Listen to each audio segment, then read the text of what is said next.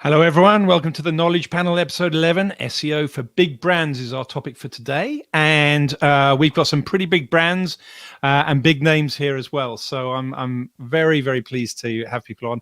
I'm sorry that my house looks like I'm about to move. It's because I'm about to move. So apologies for that. But we've got PlayStation, Uber, and MOG Media on today. So let's bring the guys in. Thank you ever so much for coming in. Louis, why don't we start with you? Tell us about, who do you are and where do you come from, Louis? Hey everyone, I'm really happy to be here. First of all, I'm Luis. I'm leading the SEO growth team at Uber globally, and I'm from Mexico City. Right now, it's pretty sunny, and I've been at SEO for about the last 9 years, working in everything from small startups to agencies to now big brands. Amazing. So you're not allowed to sit there and say Mexico City and hot and everything. Three of us at least are in the UK at the moment, so outrageous. So, but anyway, lovely to have a really big brand on.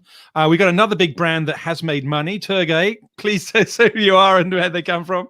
Sorry, I got permission to say that before I started. Hi everyone, I'm Turgay. I work part of the global marketing team at PlayStation as the global SEO lead. I'm sort of responsible for the 4 properties or sites that we operate under the Sony Interactive Entertainment. And I've been in SEO for about 12 years now, running into. So just working pretty much client side and agency side all my life. So thank you both to you for coming on. Honestly, I really do appreciate it. And I'm sorry that sounded a bit snarky there, Louis. That wasn't meant to be snarky. I am making money. Don't worry about it. Yeah, no, that's all we need to know. Absolutely amazing brand, and how you've taken over the and dealt with transportation and utilization of vehicles is absolutely amazing. So. 2 big brands, and then somebody that spent a long time in the industry and is a very old friend of mine is Martin. Martin, who are you and where do you come from? I take umbrage at the very old part of that qualifier that you just brought me in on there. Thank you very much, Dixon. Yes, we have known each other for a long time now. I'm Martin MacDonald. I currently run an SEO consultancy for enterprise companies and global brands. But prior to that, I spent 6-7 years bouncing around and heading up SEO for different divisions within Expedia. Before that, I was agency side for a very short amount of time at Omnicom. And prior to that, I worked in other big brands, mainly in the gambling industry, for about 10 years as well. So all things considered, I've been doing SEO and skilled SEO for at least 14 years. And before that, I was doing my own thing in SEO for about another 7. So as my dad would say, I'm useless at anything else at this point in time, but thankfully SEO is doing all right. So... Amazing. Thank you very much. And everybody should know, and if they don't, here's the advert for inlinks.net, who are sponsoring the whole event and put the Knowledge Panel show on. And I should bring in my producer, David. So, David, come and say hello and make sure I've said everything I'm supposed to do before we start. You have indeed. I just want to make sure that everyone's listening as a podcast is aware that we broadcast live as well. So just go to theknowledgepanelshow.com. You can sign up to wherever you want to watch. Maybe it's a better place for you to watch at that particular page. Or listen. Yep. Great. Indeed. Okay, we'll talk about next episodes and things at the end. But I wanted to start off with my favorite topic, which is really a takeaway in case people haven't got time to listen to the whole podcast. So we're talking about SEO for big brands. So if you had one tip that you wanted people to walk away with about SEO for big brands, something to do or something to don't do, where would you send them off? So I'm gonna let Martin go off with that one first because he'll jump in pretty quick. Just one tip so that anybody that hasn't got time to listen to the show can get on. Completely fair. So, I mean, if you're an enterprise SEO or you're kind of just getting started in your enterprise career, the first and most important thing that you should be aware of and taking advantage of is the scale that's brought to you by being an enterprise SEO. So when you look at your competitive ranking advantage against other sites that might be regional or local, you have a huge inherent advantage just built into the amount of domain equity that you have, the amount of historical links you have pointing at your site. And the main responsibility that you've got is actioning things in such a way that you can provide a good environment for Google to crawl and understand the content on your site, but also surface the stuff that's most important at the very top of that list. So it's much more about architecture than it is about kind of looking at individual page targeting, if you like. Cool. Turgay, you got anything that jump in on that one? Yeah, just exactly the same points as Martin mentioned. The other point that I would definitely concentrate on is focusing on the project management side. So the facilitating the change within the organization and the information that is widely available. Not many companies utilize the data and the information that they have. So actually taking that and actually building a framework that actually works for you. So there's lots and lots of really useful insights and data that you can use to form content marketing initiatives, as well as actually building up some opportunities to bring new layers of information to outrank your competitors in that space. So definitely utilizing the data aspect and the scale that you have within there. So cool. Louis, any other thoughts on there? Yeah, definitely. And I would like to build up a little bit on what the guys are saying. I mean, definitely continuing to flex your muscle. It's something that we should all strive to continue doing. That gives us just that edge and that advantage with the rest of the companies. And then second, I would say that it's important to test and learn, especially because you probably have a large site, you have a large amount of audience. You can really understand what is going on with trends, with different changes of search intents, with different tactics or strategies that are successful. So I think that it's important that you also continue learning and testing, not necessarily just considering I'm at the top of my industry or I'm a big brand. It's continuous learning, continuous evolution. Okay, so in that case, I'm going to come around the other way down there. I think we'll get back to scale and stuff because it's going to be a recurring theme, no doubt. And the fact that you guys are, big brand driven, that's inevitable, really. So, but Turgay, what about the role then for agencies in that process? Does that mean, do you at PlayStation, do you mostly do all your SEO in-house, or do you outsource, or do you use agencies and consultancies, or is it everything's in a closed shop at PlayStation, and how do you think is the best way for big brands to go? So we've taken a hybrid approach, as we certainly won't have all the capabilities and the skill sets we need internally, especially when it comes to international markets. We have a gap in knowledge in terms of certain markets, how we operate and how we sort of appear within those markets is certainly a challenge. An example could be, we're trying to compete in China, Korea. These markets tend to offer different scales of challenges to us. So we do have the model of a hybrid where we do get consultants in, agencies in, to fulfill those gaps, but majority of the other tech stack we tend to manage ourselves in-house at the moment. Oh, that's kind of interesting. So you're if you bring in people, it's usually by country, as opposed to that gaps we clearly have as well. Okay. So if you're an agency, then be specialist in a something. It's a short thing in there. So Louis, I think an interesting journey for Uber. You were all outsourced and you've gradually moved in-house. So tell us a little bit about that journey. Yeah, definitely. So we noticed that but there was a lot of different organizational changes that showed us the opportunity to improve how we did things internally as well. And we started to consolidate all the different core capacities of SEO, right? So all of our tools and experts are in-house. Where we try to leverage some external partners are definitely on some parts of the technology that we are still building up or that offer a really big competitive advantage. And then second, we try to do things at scale. So that means that something we need a lot more muscle and more hands than the ones that we have in-house. So that's a little bit of what we do. And in terms of the journey, I think that it's important that you keep all the different core capacities in-house, because that's where the learnings come from. If you're building up all of your data sources, if you're building up your reportings or your strategies in-house, that would give you probably a lot more insight in what's going on.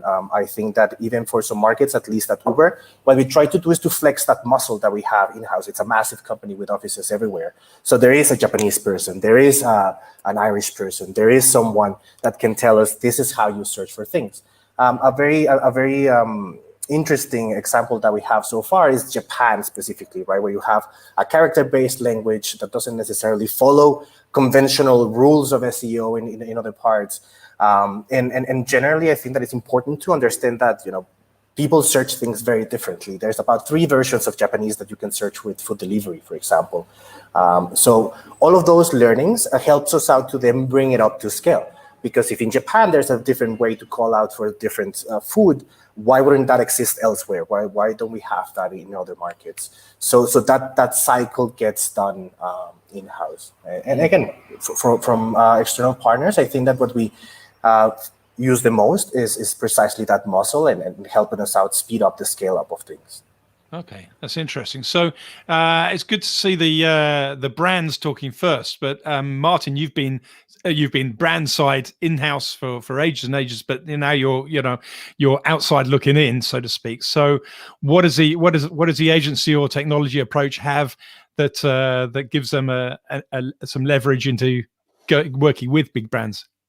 Well, I mean, I might be shooting myself in the foot a little bit here, but I absolutely agree with Luis's response there, saying that I think most things should be handled in-house as much as possible. And it's interesting that Turgay is also saying the same, that there's been, somewhat of a migration, and they use agencies sparingly and for local knowledge where that might not otherwise be available. Now, I mean, if you're on the scale of Uber, then, and you've got offices all over the world, then I think it makes sense to have as much as possible in-house so that you're not reliant on third parties. I mean, this, obviously my business model right now is the complete opposite of that. But if you are that business that's got that scale, that is absolutely the best approach.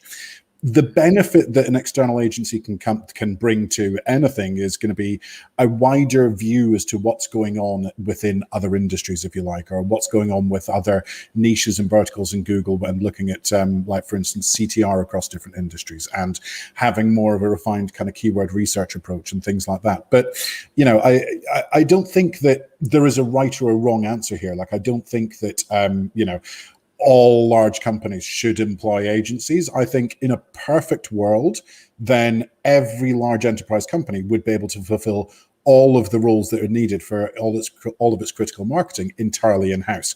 The reality is that most large companies, the same as small companies, but most large companies don't live in that perfect world where they have a Japanese office and they're able to, speak to their people in Japan and find out what search behavior is. Or, they might not even have, say if it's a UK company and it's a reasonably large company in the UK, they may not have an office in America or in Ireland. And frankly, it may seem like minor differences, but the reality is it's not, because people's search behavior, even between the UK, Ireland, and the US, is vastly different across many, many different verticals. So, working with an external agency gives you the ability to be able to scale your knowledge acquisition. But certainly, I think, and this is the way that I've been working for the last 4 years, that I've been kind of agency side now, is that you can't just palm off a thing to an external agency and expect your SEO to get better. It needs to be done entirely in cross collaboration. So the only way of getting this relationship to work really is to have the agency or the consultancy as part of your team, who are working with your product team for deliverables, who are working and understand what the reporting of the KPIs are internally, and so on and so forth. So I don't think that it's a fair statement, whereas it might be with smaller businesses saying, oh, you can just get the agency to do that, because it needs to be a cross-collaborative effort, which really means that they become an extension of your team rather than just a vendor of services at that point. Okay, so oftentimes, Lou, you want to jump in there? Yeah, definitely. And now that Martin shot himself on the right foot, let me shoot myself on the left one.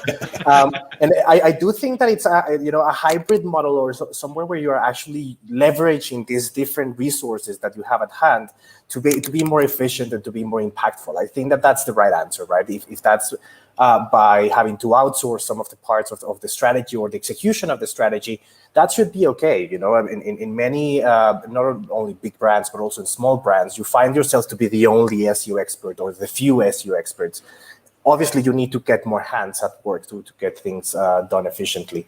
So I do think that, a hybrid model, or somewhere where you understand that it's also a resource that you should leverage in, it's never a white or black situation. It's always a little bit gray. All right, guys. So what I want to do now, by the way, if there is anybody on live that wants to ask questions, then we will take questions live. I know the majority are in the podcast, but if you do want to ask one, you can ask on YouTube or on Facebook, and David will pick them up if you have any. But I wanted to flip over now and go to, imagining that, you're that SEO in a big brand. You've just arrived in an organization as an in-house SEO in a big brand. what are some of the things that you should check for really as you go into that organization? What are the things that perhaps stood out for you, or the things that you were careful when you came in to find out about before you put your boot in, so to speak? And I'll go again with Turgay on there. So the first thing that mattered for me when I joined some of the big brands that I worked for was understanding who is doing what. And I think a lot of the times as SEO, we tend to just do a site audit. We tend to just look at the problems of the site and then assume that we've got a backlog of information that we can then present back to the business.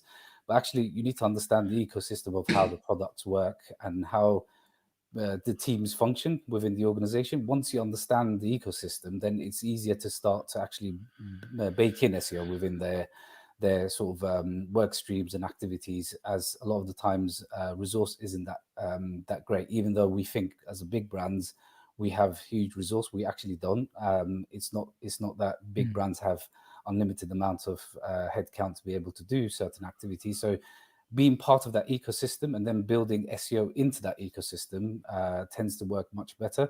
Then you start to be part of the sprint cycles, or you tend to become part of the product innovation cycles or growth initiatives that the company has, that you start to bring in learnings in there. So I think that is one of the things that I would definitely get people to start. Can I follow up a question on that then? Because so without you having to talk about any secrets at PlayStation, in big brands that you've worked in, is there a fairly clear organizational chart where you can see who's doing what, or is that muddled as well? And trying to find that out is much more of a go and talk to so and so kind of build up your own picture.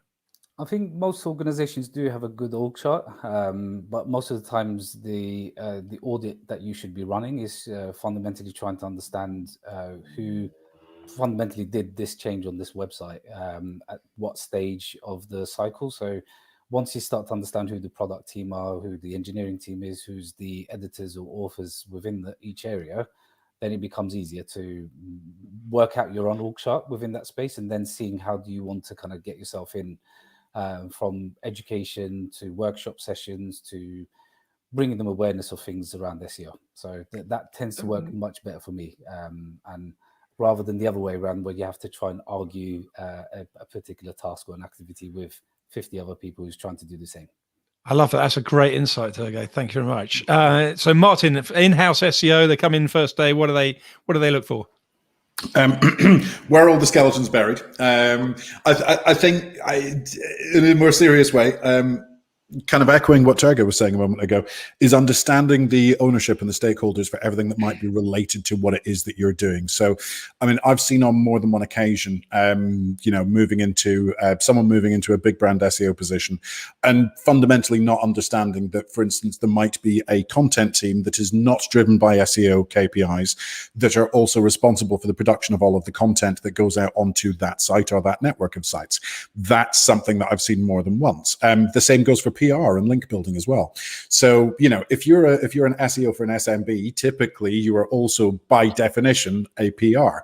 However, when you move into the enterprise world, you typically have to steer very, very clear of that, because one, you're not the stakeholder or the owner of that side of the business in the slightest, but also what you want to achieve may well be, completely opposite to the things that team want to achieve. So you need to have a clear understanding of who has ownership and which teams have ownership over what items are directly impactful to your job, and who those stakeholders are, and then develop and build a very strong relationship with those people. Because unless you've got that, it doesn't matter if you're the best SEO in the world, you're not going to achieve anything. So that's the kind of first and foremost thing. Something that occurred to me as Turgay was speaking as well, to go back to loop in the first question, is one of the other benefits of actually being a third party is that it gives me the ability to say to, I only work with 2 or 3 clients at a time. I'll take the blame. Yeah. well, no, but also say, hey, listen, structure-wise, you guys have got this problem because, you know, the SEO team need this content produced, but your content team are entirely focused on brand voice EV content. ads, and so on. So exactly. So, you know, it actually as a third party, it's often easier having that conversation with the powers that be. I'm an external person. I can tell you this is the problem. You need to change this in order to have success on this side of the business, so on and so forth. Louis, what are your thoughts on being the SEO coming in? I definitely agree with the guys that, you know, building relationships it's a big part of the task, and understanding politics and how things get to move are quite key. I would say, and one of the key priorities. The next one, and perhaps going a level deeper into this, is understanding the technology that you have at hand. Even if you work for one of the greatest apps in the world, doesn't necessarily mean that you have a great website to work with, or great CMS, or a great data science team. So you know, you would not imagine that when you go into these big companies and so on, you want. I wanted to believe that everything was going to be sorted out, but it turned out to be the opposite, and we've had the chance to actually build all that up. It is important to know what toys do you have to play with, to play with, and then building up a little bit on that, building relationships part that Martin was talking about. Totally agree. You won't be able to do anything without anybody else's help. You need a data science team that is probably not going to report into SEO or ever will be having an exclusive data science team for SEO. So it's important that you are able to showcase the big opportunities that you have at hand and how the collaboration with the different teams unlocks that opportunity. So I think that everybody wants to shine in their own positions, and everybody wants to bring in, like, hey guys, we brought in extra million sessions or conversions, whatever you're tracking on, and they want to be part of that. As long as, you know, that goal is actually well showcased, it's definitely going to be a successful strategy. Okay. So in that case, okay, I want to move again to another topic, because I want to make sure I include anybody in the audience as here. If how does big brands, how do you as big brands deal with the minnows? So what have the minnows got that you haven't got that challenges you in organic search? So the little guys, and at what point do you get the lawyers out to start jumping on, you know, people doing Uber lookalike brands or PlayStation lookalike brands? I mean, do you, if you're not PlayStation, do you just not worry about or Uber or, you know, anyone else? You not worry about people fighting within your brand space, so to speak. An example I had, we just today put up I put up a course on Udemy, a free course for anybody for SEO, entity SEO for content writers. So how to look at SEO and write content from an entity perspective, and it's a free course. And Udemy has lost all their free courses. So I couldn't find it, so I had to go and find the link for the free courses. And there was an uberfreecourses.org or something like that, completely unofficial. So ranking above or below, I don't know, Udemy. So I guess my question here is, what has the small companies got that you guys are worried about that you haven't got as a large brand, and how do you react to those little guys when they start biting at your toes? Who wants to take that one first? I can go. Right, okay. Yeah, okay. I'll let Louis go, because Martin can always talk for England and for Barbados, frankly. I wish I was speaking about Barbados. Well, in reality, I think that it needs to be a situation that is according to what you're living in. What kind of space are you competing with? In the space of Uber, for example, more than people trying to hop on the Uber brand, I think that there were certain parts of the content that we failed to see at the beginning that they were going to be an actual success. So, for example, promo codes. I think that promo codes, if you just Google Uber promo codes, they're going to find a ton of pages that would offer you some sort of non-working code. Only the official website offers the actual working code. And generally, I think that it's important to understand that you need to see beyond the relationship that people are having with your product or with your service, and understand what will go around it. In terms of really doing something about it or not, and how we will defend from that, I think that at least in the situation of Uber, the brand itself broadcasts a wide net of news and topics to have news websites writing about, etc. So there's going to be a large chunk of websites to rank before somebody with ill intention or is trying to hop on our brand success to actually have any visibility from that. And something that I would say that I'm cautious not of small players or anything like that, but generally the speed of execution really changes when you're scaling up into companies. Sometimes what smaller companies, smaller websites would have is that you can change the title within 30 seconds. That may take you longer at a larger company. And I think that reacting to that space is something that at least we are striving to do, to build up something at scale that can be fast as well. Yeah. Martin, I'll let you come in then. Well, I think I can just echo the last thing that Luis said there. When I first started at Expedia, if you bring your keep your mouth forward close to the microphone, then the echo won't be there, so that's fine. Fair enough. When I first started at Expedia, it was 6 months. If you chose the wrong day of the year to change a title tag, it was 6 months before that actually got changed and put out into production. So yes, I mean, things got dramatically better during the time that I was there. That is no longer the case. But there's a perfect example. And the reality is that smaller companies have got this time to market advantage, right? You've got a new feature that is implemented or a new feature that's published by Google. I don't know, back in history, it might have been the canonical tag 10 years ago, whatever the case may be. And a small website that doesn't have baked into it, a 6, 8, 10, 12 week delivery cycle for any Jira tickets is simply going to be able to react to that much quicker.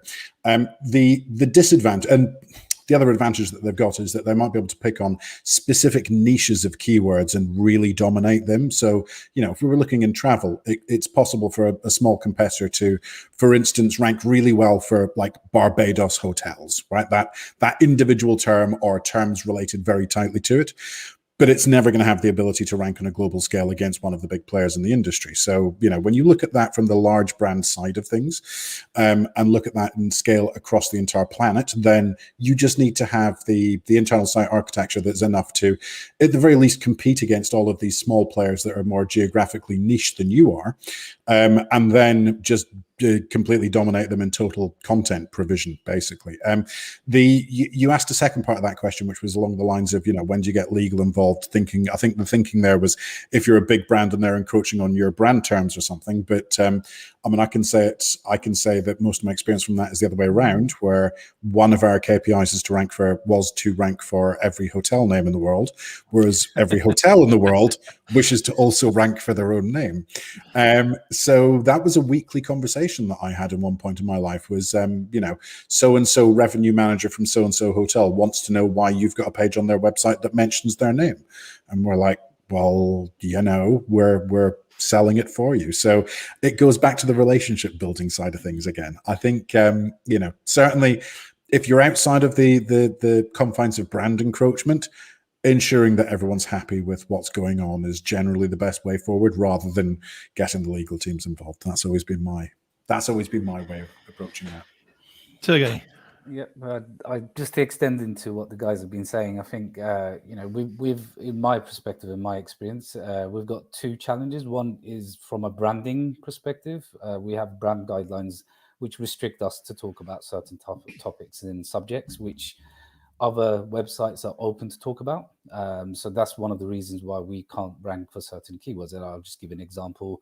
Best PlayStation 4 games, for example. We can't use the word best because we can't flag and be able to say to rate our own games, for example. So we have to let that third parties kind of dominate in that space. So if you look at the keyword landscape, we've got a massive gap in that space, for example. So then the other part of it is, as the guys alluded towards, scalability. So we're looking at how do we counter that. So in areas that we can actually compete and we should be number one, we're trying to build automation rules. So some tactics that we're trying to apply. How do we get the keyword insights and data embedded into the framework of our projects without actually going through and doing a bit of a keyword research?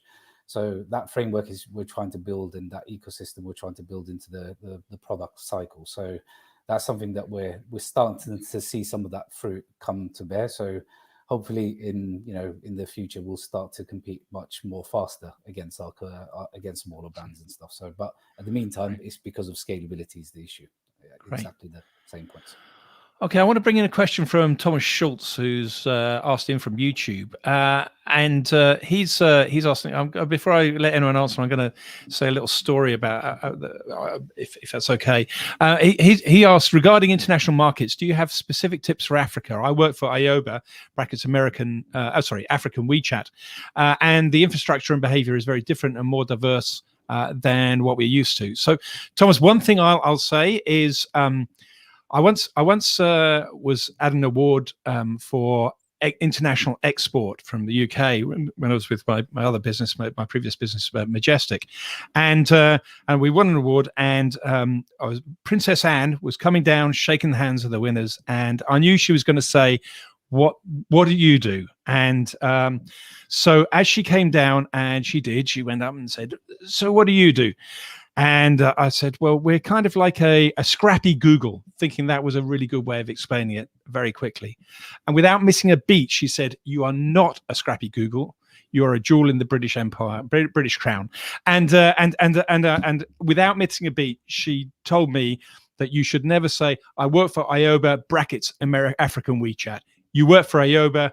Be proud of IOBA. That's my tip there. So, but the African markets, is an interesting question. It's a very different place. Who wants to jump in on that? I'll let Martin go first because he's nodding away. Hey, Thomas. Thomas and I worked together about 14, 15 years ago. So it's an interesting question, and I'm going to answer this in context of currently living in the Caribbean, which is our local search results are basically not very useful compared to what I was used to living in the US or indeed in the UK. So people's behavior for finding new products is often not the same as it is within European markets or within the US market. So my first question overall is, where are WeChat? Sorry, there's a follow-up there. Where is WeChat getting its market from in the countries that you're targeting? IOBA. Sorry, no, but specifically like the comparison, because he says we are the African WeChat, and the question in that case is, so if WeChat are already embedded in the markets that he's in, where did they get their market share from? Where are people sharing this information? Is it shared through social media? Is it shared on search? Are there I know this is a ridiculous thing to say as an SEO show, but what other non-SEO ways are there of targeting that market and getting the brand message out there? How are you messaging it to the people? All of these things that are, items that really have to be thought about very carefully when looking at any digital marketing in these countries, because often the searcher behavior is entirely different because the result set in the first place isn't as useful. So, you need to be very careful about approaching the market in the right way first. And for specific SEO tips on this individual website, I'll hit you up on Messenger later on. That's my other response back to Thomas. Louis or Turgay, do you want to jump in? Definitely. I think that, what's really important to understand, not necessarily about just African countries, it's just about any country that you're actually trying to do your marketing. It's always going to be diverse, and there's always going to be unexpected ways that people are trying to find your services. Maybe people, they don't even know that they need your service, but they're still searching for it. Embrace that diversity, embrace the different ways that people are trying to connect with you, and put something out there, put some content that speaks to those kind of people. I understand that, it may be a challenge to do that at scale in the beginning, but especially when you're trying to gain more market share from some of the big guys, it's important that you create this core audience, so to speak, that you understand really what is your competitive advantage against everyone else, and bring that people in. Embrace that difference. It's really good that you have people trying to find your services in different ways. It's not always the case. I've got something I want to jump in there, but Turgay, you got anything to add in there? Not much to say other than, as I'm not very exposed into the African market myself, but it's fundamentally the same tips in any market as Louis or Martin has been expressing into.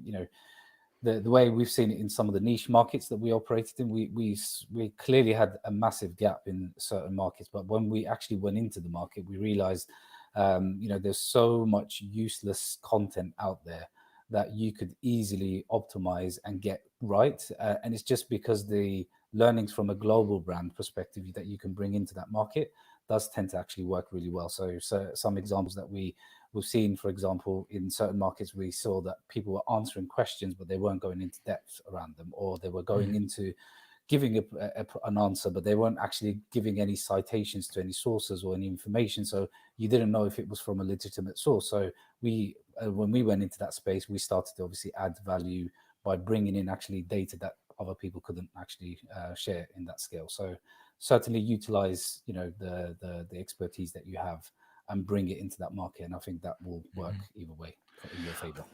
Can I just add one thing as well before you say anything, Dixon? There is actually like the best possible answer to this is Alex Schultz from Facebook gave a webinar at Stanford. It's on YouTube. It's about 4 or 5 years old now. If you search for Alex Schultz Facebook growth webinar, you will see a video from Stanford where he specifically addresses how Facebook grew in these tertiary markets. And it's an amazing watch. Like, it's absolutely fantastic. I strongly recommend it. But it also would be the best possible answer to Thomas's question as well. So as a couple of things that maybe the panel will disagree with me, but there's a few things that I think are important in the African market. The first is certainly still in some parts of Africa a lack of 3G, so a lot of people are still not on the same phones, and they're certainly using phones, not laptops, and not computers, and they're growing later using a more modern technology from mobile phones. So I think in that regard, I would suggest that maybe Ioba has, if they can get it right, a real advantage, because you're part of the solution for other internet marketers because you own a communications platform. And if you get it right, you can maybe use that to your advantage, so that all the internet marketers are trying to use and amplify Ioba in trying to get their message out to their people. I'm not quite sure how to do that. It's a big conversation, but I think it's worth thinking about, trying to be part of the solution, not part of everybody else's problem, because you're in a unique position. The other thing I would say, and that's really with my Inlinks hat on, Inlinks is all about entities and understanding the world in terms of entities and topics. And Google Discover, interestingly, is a very interesting way of entities proliferating out into the search world, because Google Android is probably fairly big, I'm guessing, in Africa, and they pop up entities when they work out the habits of user behavior. So you can go on and it pops up on a Google phone saying, here's an interesting web page on hiking, because I know that you're interested in the topic entity concept of hiking. So thinking about SEO in terms of entities, which is obviously Inlinks.net's point of view, I think is a real advantage, because it allows you to take the high ground and allow Google to find your customer, at least in things like Google Discover, rather than just purely through original search. I don't know if the other panelists disagree with me there, but there's a couple of thoughts to put in there. And if you do, well, I'm gonna take the nods that I can see from Martin across the table there. Sorry if you're on Apple, whatever, Spotify or whatever. Okay, so I'm going to finish up. We're nearly already at the end, so I'm going to finish up with a question about tools and the shortcomings of SEO tools at scale, of which Inlinks certainly has some problems at scale. So don't. I'm not just singing a problem about their things, but I'm going to end up with MOG Media, because I know that MOG Media have got some pretty cool tools targeted at the enterprise market. So I'm going to go back down the other way and start with Turgay, I think, and say, look, what are some of the shortcomings that tools have at scale that you're seeing, and how are you dealing with those? I think the short scale that we're seeing is around the API restrictions that we end up either because there's a limitation in terms of the data pool that you can do, and also the data points that you're working off. Not all data is kind of connected with each other, so you get a degree of information coming from different sources, and they don't actually tell you the same story. So it's about how do we basically get into that sort of mindset of connecting the information that we've got and also connecting it with the information we're trying to put together in-house as well. So that's something that we're trying to work at the moment. So understanding consumer search behavior across countries, for example, we're trying to pull that at large scale. So we're not just looking at going into various tools to get that information, but how do we pull that automatically into a big database that we can then work from, when that can form the stories of topics and just like the entity mapping that you guys have been speaking about. That's normally the shortfalls that we end up seeing, is the limitations with the information that you can pull in the interface versus the API. So the interface tends to have a lot more information, a lot more interactivity. API tends to give you that limitation, which I'm not all tool seems to have all the possibility to do. And it's the same with Search Console as well. So which tends to be quite a painful experience in some cases. But overall, if you can build your own database, that's how we're kind of merging it into, to try and connect the dots. It's a very baby steps for us right now, but hopefully in the future we'll be in a position to understand what is actually going on in the search. That's pretty interesting. So I think the from the tools perspective, Martin can disagree. Is unlimited API is one thing, but the tools themselves are probably using hybrid data sets themselves to gather their information, so they may not be always able to do unlimited APIs. So that's possibly a reason why there's a blend between the two. Louis, do you want to jump in there and talk about the problems of tools? Yeah, definitely. So I see different problems on different sets of tools. So there will be tools that will provide you with intelligence, data, kind of a more strategical tool, let's call them. And then there's operational tools. And then probably right now, the biggest challenge that I have with my operational tools, the ones that actually help me out to get everything to production, it's definitely reliability. It's pretty important that you have tech that doesn't break or that doesn't switch your titles just because it's the morning time. And what intelligence comes from those operations? Like how actually are you able to leverage out all the different learnings and throughout the operation and implementation of a project to become even more efficient moving forward? I think that's one part. And then on the intelligence side, I'm usually not a fan of off-the-shelf tools. Generally, the data is presented in a way that some product manager imagined that it was the most useful. But what turns out to be is that in every company, you will have different data points, as it was been mentioned. So I think that it's pretty important that a tool is flexible enough to wrap itself around the rest of the systems and the rest of the company and truly integrate. I think that's pretty important. So I'll allow last word from Martin now. So I come at this from the before I was an SEO, I was an Oracle certified DBA. So I was kind of used to building out large scale databases before I ever got involved in SEO, but that was like the late 90s. That was when I got started in this. And when I left big brand SEO and started working as a consultant, it became fairly obvious to me that the tool suites that are out there right now suffer from exactly the problems that these other gentlemen have noted. I just took down a couple of notes there. Turgay said connecting information, and yeah, there's really good tools at this point in time for individual things, but they don't do a very good job of connecting either with your internal data set or with indeed other tools. And Luis mentioned that that something appears to be in a tool because a product manager thinks it was useful. That was the other problem that I had with all other skilled tool sets. So it isn't something that we sell. I've got 5 full-time staff at the moment, and we work as consultants for big brands. But basically, we have everything in an in-house tool that eventually will become public. Where literally that was the thesis that we started with was, okay, so we've got 20 different data sets here. They're all important in their own individual way, but how do we actually then convert that into actions that need to happen? And how do we track those actions afterwards and what the impact of those items were? But Dixon, you said at the beginning of that, a lot of the problems that many of these tools might have is that they themselves don't have access to the limitless amounts of data that a large brand would want. And that's absolutely the case. So data is and can be a very expensive thing, particularly when you're looking at crawling the web, for instance. I think where most tools fall over is that they try to be everything for the web or everything for an individual website, a complete all-in-one item, or they want to be have 200 different modules, and they also crawl the entire internet to look at every keyword out there.